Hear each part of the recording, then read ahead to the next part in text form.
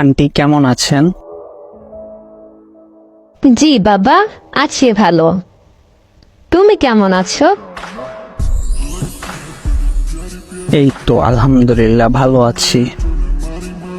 তোমার মা বাবা কেমন আছে? মা বাবা ভালোই আছে, তাদের ছেলে একটু কম ভালো আছে।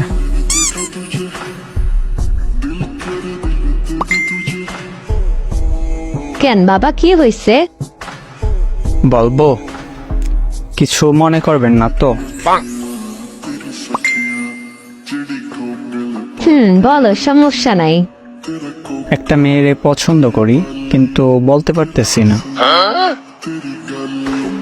ও, তোমার আম্মা আব্বু জানে?